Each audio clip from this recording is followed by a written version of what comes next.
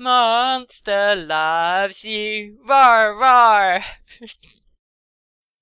Hey good lookins, what's cookins? It's time for some more Monster Loves You. And she does love me, yes she does, yes she does, a good little monster, isn't she? What?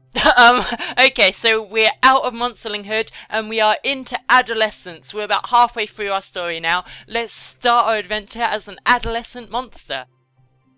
You wake up inside a well-appointed hovel. This is your home now. What should I be doing? The more brave, clever, ferocious, kind, and honest you are, the more other monsters will grow to respect you. Gain enough respect, and you might someday affect important world events. Okay. Let's start living life as an adolescent monster. Let's go. So this is our little hovel. Is that us? Is that little monster down there us? Oh my gosh. Is it? I don't know. Right, there's nothing else for us to click on, so we should just enter the big bad world. Okay, let's go for an adventure in town. What one should we go for? We can get into another fight. Shall we get into another fight? Let's get into another fight. Oh no, it's the ghosts! Oh no, it's an elder. It's fine. Is it? I don't know what's going on. Oh no!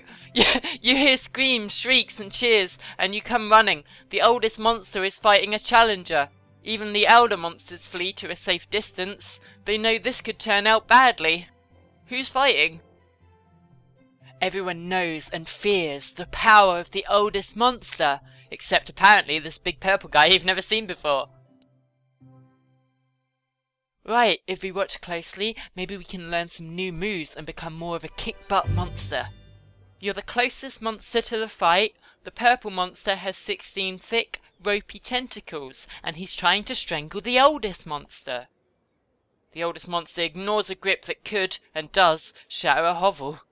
We're gonna get a bit closer, we're gonna get straight in. Come on, we're an awesome monster. I ain't afraid of no elder. You move just a little closer, ignoring the shouts from behind you. The oldest monster swings the purple guy by his tentacles, and you're in the path of the great brute's body. No! Marina shrieks as the purple guy uproots a tree. The two great creatures square off again. Giant Hamrag squeals. Fly, you fools! Elayla gasps and hides her face. Oops.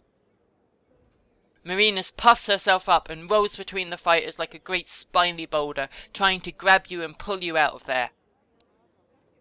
The oldest monster's tail twitches, barely, and Marinus is knocked away like a ball, deflating and bleeding. Just run away. You get 2 steps before the purple challenger snaps you up in his jaws. Just before he can chew, the oldest monster rips his head clean off and hurls it away. Okay, we got ourselves into quite a bit of trouble there, but I'm still awesome. I'm still gonna stand tall. No, you nearly poop yourself out of fear, and now nobody will meet your eyes. Good. So that was a thing that happened. We lost some cleverness for that. We got some bravery though, so that's good. Right, let's go for the cool explosion. You, Nash, and the scapegoat are having an impromptu picnic in the street. The fresh moss you dunk in your tea is delicious. Some birds, twittering and chirping in a friendly way, circle and land among the crumbs. Okay. The birds start pecking at the crumbs, but then they start hopping onto you and pecking at you too. You have crumbs on you, and they want them right now. Let's peck the birds back. That's normal. I'll pretend I'm a bird. That would scare him. Yay! You peck furiously at the birds until most are vanquished. The rest of the picnic is peaceful. Nash gives you 2 claws up, and the scapegoat seems impressed as well. Yay! There we go.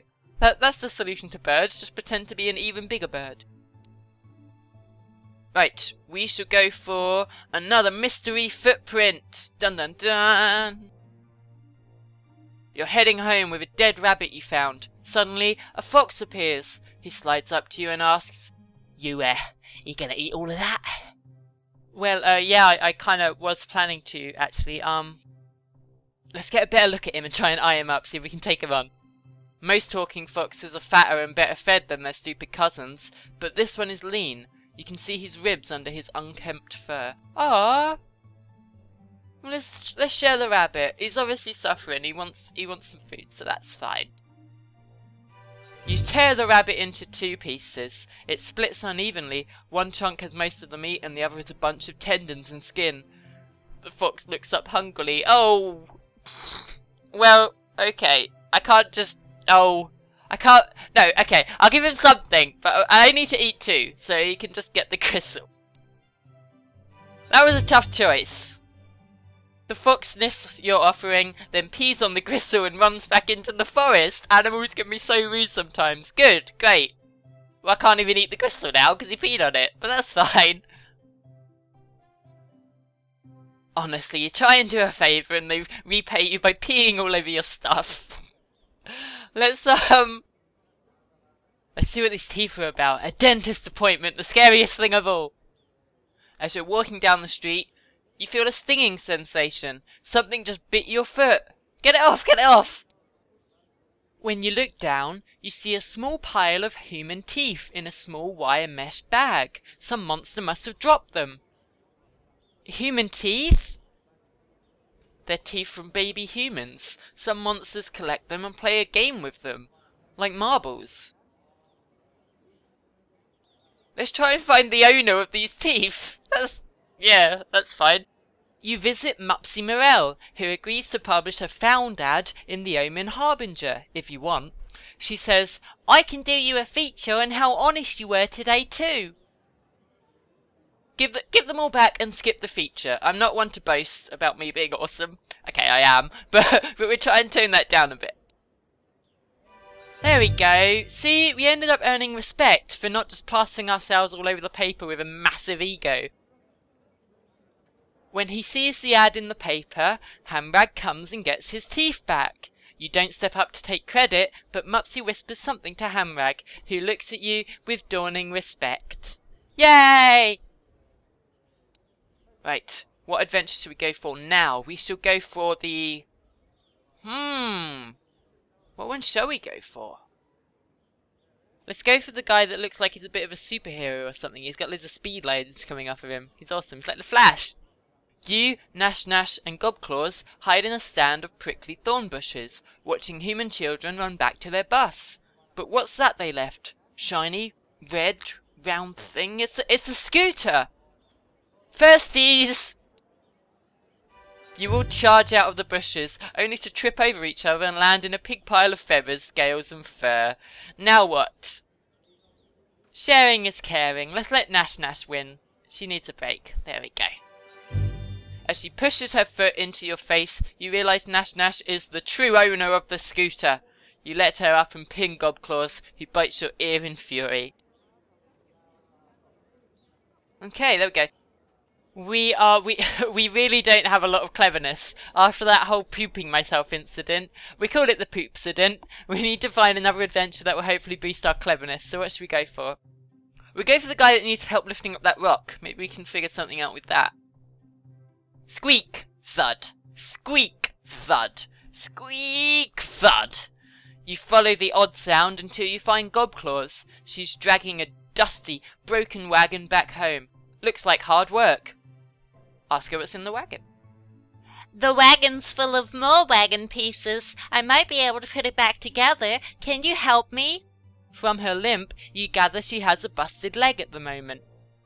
Well, you flex your claws, still not fully healed from a recent fight. You could hurt yourself if you help her. We'll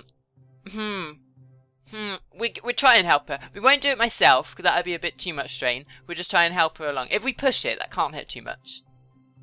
There we go. It's easier to move with both of you helping. Gobclaws thanks you, and the two of you enlist the scapegoat to help even more. Fantastic! The goat is strong enough to give you a wagon ride once the wheels are on. And he does! Yay, there we go. You got 2 days left. 2 more adventures to pick. What shall we go for? Oh my gosh.